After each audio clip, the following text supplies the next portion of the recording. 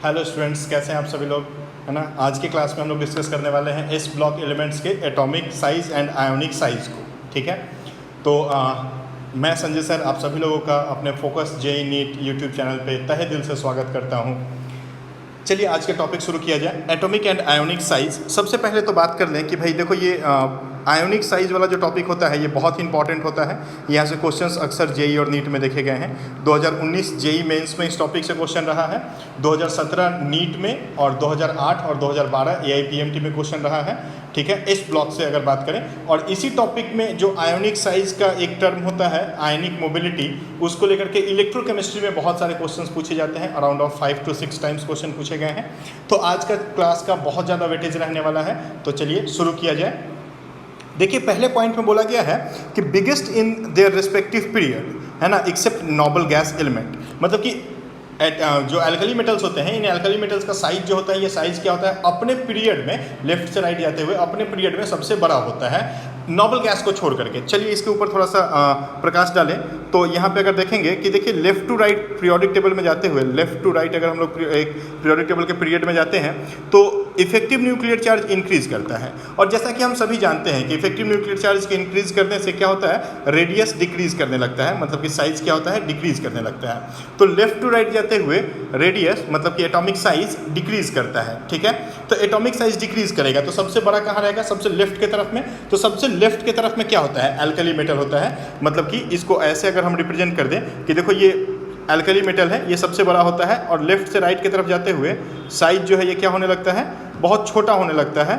और जो सबसे लास्ट का एलिमेंट बोले तो नोबल गैस जो है ये सबसे बड़ा होता है, ये बोला गया है। देखो एक्सेप्ट नोबल गैस, तो एक्सेप्ट नोबल गैस मतलब कि नोबल गैस सबसे बड़ा एलिमेंट है। और सबसे बड़ा क्यों होता है, क्योंकि इसके रेडियस को हम लोग वैन डर वाल से मेजर करते हैं। वैन डर वाल रेडियस से हम लोग नोबल गैस के साइज को मेजर करते हैं। ध्यान रखिएगा इस बात को, बहुत इंपॉर्टेंट पॉइंट होता है कि वैन डर वाल रेडियस से हम लोग नोबल गैस के साइज को मेजर करते हैं, इसीलिए उसका साइज क्या होता है, अपने पीरियड में सबसे बड़ा होता है। तो अपने पीरियड का सबसे बड़ा साइज इन्हीं लोगों का होता है।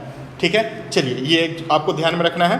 तो लेफ्ट टू राइट जाते हुए साइज क्या होता है, डिक्रीज करता है, और अल्कली मेटल्स का साइज सबसे बड़ा हो जाता है। इसके ऊपर अगर एक छोटा सा क्वेश्चन आपको हम दे दें, है ना, क्वेश्चन में बोला गया है कि लिथियम है, बेरिलियम है, बोरॉन है, कार्बन है, नाइट्रोजन है, ऑक्सीजन और फ्लोरीन है, और इनको हम एटॉमिक साइज के ऑर्डर में अरेंज करें। ठीक है, एटॉमिक साइज के ऑर्डर में अरेंज करें तो ऑर्डर कैसा रहेगा। तो देखो ये एक सेकेंड पीरियड है, और लेफ्ट टू राइट जाते हुए साइज हम लोग जानते हैं क्या होता है, डिक्रीज करते जाता है। तो सबसे बड़ा कौन हो जाएगा, लिथियम, फिर beryllium, boron, carbon, nitrogen, oxygen, और सबसे छोटा क्या रहेगा, फ्लोरीन। तो लेफ्ट टू राइट जाते हुए साइज सबसे छोटा होता है। जो अल्कली मेटल है ये बिगेस्ट एलिमेंट बनता है अपने पीरियड का, एक्सेप्ट नोबल गैस। ठीक है, चलिए नोबल गैस क्यों होता है ये भी क्लियर हो गया। तो पॉइंट 1 तो बहुत बढ़िया से क्लियर हो गया। पॉइंट 2 पे आ जाते हैं। इसमें बोला गया है कि size increases from lithium to francium.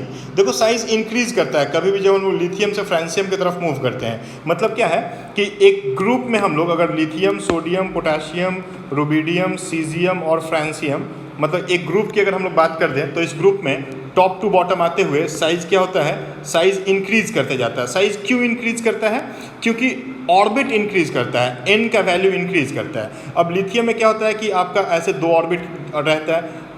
आप जैसे सोडियम में आओगे 3 ऑर्बिट हो जाएगा, एक आपका जो एक्स्ट्रा सेल है वो ऐड हो गया। देखो बोला गया है addition of an extra shell. ठीक है, तो एक एक ऑर्बिट बढ़ते जाता है। जैसे जैसे आप एक एक ग्रुप नीचे आते रहोगे वैसे वैसे आपका क्या होते रहेगा, एक एक ऑर्बिट बढ़ते जाएगा। तो एन बढ़ता है जिसकी वजह से साइज क्या होता है, बढ़ने लगता है। ये आपको ध्यान में रखना है। तो डाउन द ग्रुप आते हुए साइज इंक्रीज करता है, तो ऑर्डर कैसा हो जाएगा, ऑर्डर ऐसा हो जाएगा, फ्रांसियम सबसे बड़ा, फिर caesium, then rubidium, potassium, sodium, और सबसे छोटा कौन रहेगा, लिथियम। तो ये हो जाएगा आपका स्मॉलेस्ट अगर हम लोग एक ग्रुप में मूव करते हैं तो, और ये हो जाएगा आपका लार्जेस्ट। ठीक है, या बिगेस्ट बोल सकते हो। चलो बढ़िया।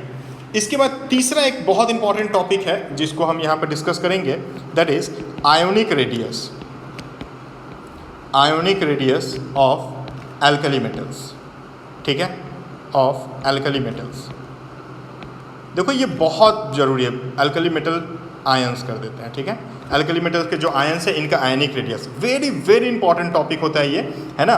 तो क्या क्या आयंस है इसके लिए, तो देखो Li प्लस है, Na प्लस है, K प्लस है, Rb प्लस है, CS प्लस है और Fr है। तो Fr को छोड़ दो, रेडियो एक्टिव होता है तो इसको हटा देते हैं। तो Li प्लस से CS प्लस तक हम लोग ऐसे आयंस को देखते हैं।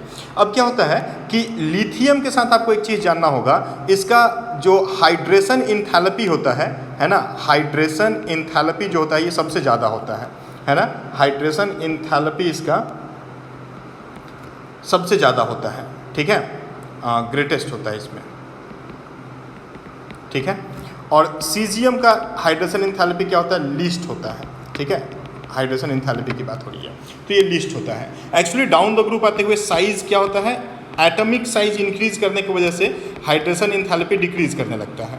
तो क्या होता है कि लिथियम एटम का साइज सबसे छोटा होता है, इसलिए इसका हाइड्रेशन इंथैल्पी सबसे ज़्यादा होता है। अब जिसका हाइड्रेशन इंथैल्पी सबसे ज़्यादा होगा, इसका मतलब क्या है, इसका मतलब है कि हाइड्रेशन इंथैल्पी जिस आयन का ज़्यादा होगा वो वाटर के बहुत सारे मॉलिक्यूल्स को खुद के साथ जोड़ पाएगा।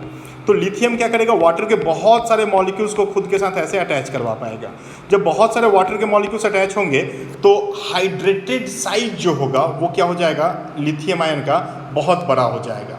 तो ये इसका साइज हो जाएगा, समझिए बात को कि ये इतना बड़ा साइज का हो गया। Li+ आयन जो है ये अपने एक्वस मीडियम में इतना बड़ा हो गया, ठीक है। वहीं पे जो Cs+ आयन होगा, सीजियम+ का जो आयन होगा, इसका सीजियम एटम का साइज बहुत बड़ा होता है तो इसका हाइड्रेशन इंथैल्पी बहुत कम होगा। हाइड्रेशन इंथैल्पी कम होगा तो क्या हो जाएगा, ये बहुत कम वाटर के मॉलिक्यूल के साथ को अपने साथ में ऐड कर पाएगा, तो इसका साइज यही रहेगा।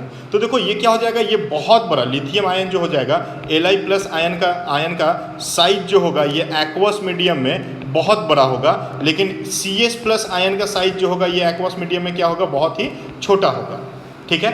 तो अब ये साइज का ऑर्डर कैसा हो जाएगा, आप जरा सा समझिए, है ना, यहाँ पे जरा सा समझिए कि साइज का ऑर्डर कैसा रहेगा। तो आयोनिक रेडियाई का एक्वस मीडियम में साइज का ऑर्डर कैसा बनेगा, तो साइज का ऑर्डर बन जाएगा Li+ सबसे बड़ा हो जाएगा, उसके बाद आपका Na+ आ जाएगा, उसके बाद K+ आ जाएगा, K+ के बाद Rb+ आ जाएगा और Rb+ के बाद आपका Cs+ आ जाएगा, ठीक है। तो साइज का ऑर्डर कुछ इन लोगों का ऐसा हो जाएगा, ये आप ध्यान रखिएगा। साइज के ऑर्डर के बाद यहाँ पे सीधा सीधा बात आ जाता है आपका आयोनिक मोबिलिटी को लेकर के। और देखो यहाँ पे 2 पॉइंट जो मैं लिख रहा हूँ ना, ये बहुत ही इंपॉर्टेंट है। एक जो साइज लिखा और दूसरी जो आयोनिक मोबिलिटी मैंने यहाँ पे लिखी। आयोनिक मोबिलिटी को लेकर के अगर बात किया जाए तो ये बहुत इंपॉर्टेंट है, बहुत ही ज़्यादा। ये दोनों पॉइंट्स है ना, ये दोनों ही पॉइंट्स ये एकदम जेईई एंड नीट के लिए बहुत इंपॉर्टेंट पॉइंट है। जैसा कि मैंने आपको पहले ही बताया कि ये क्वेश्चंस बहुत बार पूछे जा चुके हैं। आयोनिक मोबिलिटी क्या होता है, ionic mobility inversely proportional to ionic size होता है। आयोनिक मोबिलिटी जो है ये इन्वर्सली प्रोपोर्शनल होता है आपका आयोनिक साइज की, ठीक है। अगर साइज बड़ा होगा तो मोबिलिटी क्या होगा, बहुत ही कम होगा। तो ionic mobility inversely proportional to ionic size. तो अब इसका आयोनिक मोबिलिटी का ऑर्डर क्या हो जाएगा, तो Li+ का क्योंकि एक्वस मीडियम में साइज सबसे बड़ा है तो आयोनिक मोबिलिटी सबसे कम हो जाएगा। उसके बाद किसका रहेगा, तो Na+ का रहेगा, फिर किसका रहेगा K+, फिर K+ का रहेगा, K+ के बाद Rb+ का रहेगा, उसके बाद आपका Cs+ का रहेगा। तो देखो ये 2 points very very very important, ठीक है ना। यहाँ से क्वेश्चंस कहाँ पे आ गए हैं भाई, तो IIT में मतलब कि जेईई मेंस के एग्जाम में पूछा गया है। तो मेंस आपका 2019 में क्वेश्चन पूछा है ना। नीट आपका 2017 में क्वेश्चन पूछा है। AIPMT इस टॉपिक पे 2008 और 2012 में क्वेश्चन पूछा है। Very very important. आप जाओ जाकर के क्वेश्चंस देखो, जस्ट इस वीडियो के बाद ही आपको क्वेश्चन स्क्रीन पे दिखेगा, क्वेश्चंस को देख करके सॉल्व कीजिए, ठीक है। चलिए बहुत बढ़िया, थैंक यू। क्वेश्चंस देख करके उसको सॉल्व करके उसके आंसर अपने कमेंट बॉक्स में दे दीजिएगा। Okay, thank you, good night, जय श्री राम, ओम नमः शिवाय।